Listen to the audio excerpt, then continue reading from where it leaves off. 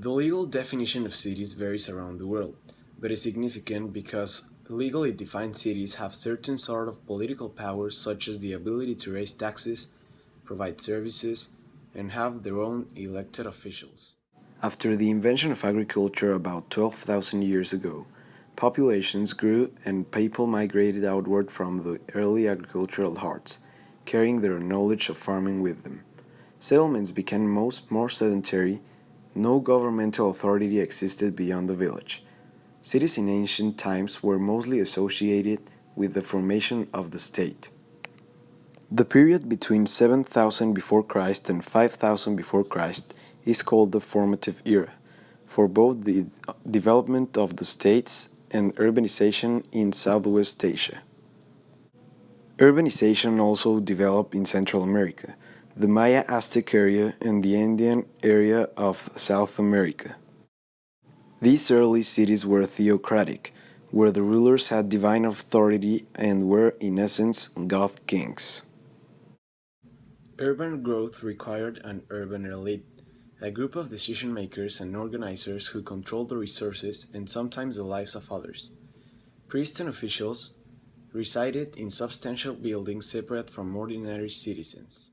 The cities of Mesopotamia and Nile Valley may have had between 10,000 and 15,000 inhabitants after 2,000 years of growth and development.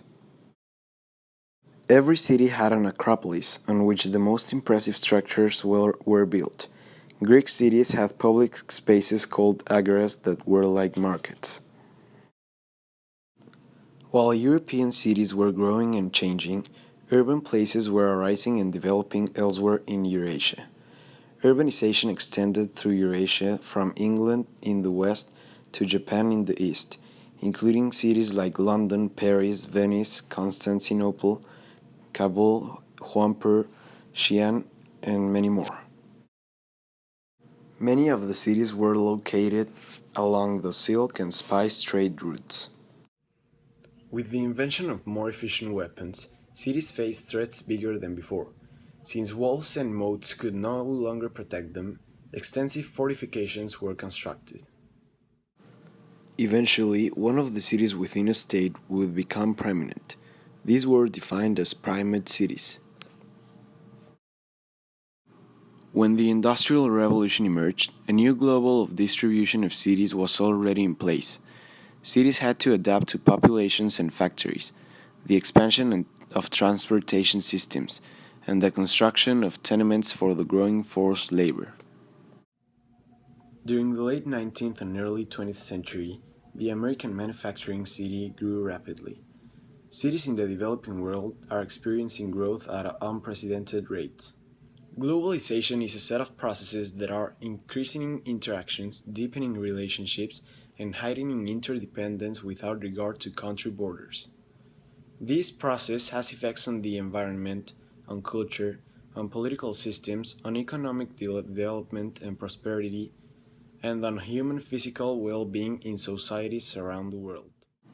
The internet and mobile phones have been major factors in globalization, generating further interdependence of economic and cultural activities. Large scale globalization began in the 19th century.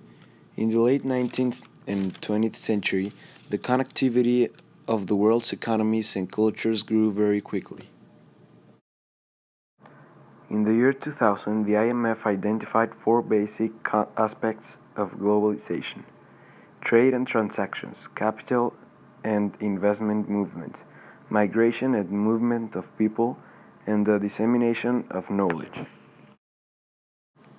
Globalizing processes affect and are affected by business and work organizations, economics, social cultural resources, and the natural environment. Networks are a set of interconnected nodes without a center with modern technology. Networks enable globalization to occur and create a higher degree of interaction and interdependence than ever before. Networks in development. Non governmental organizations have created a web of global development networks. Networks in media. Vertical integration, a corporation that has ownership in a variety of points along the production and consumption of a commodity chain.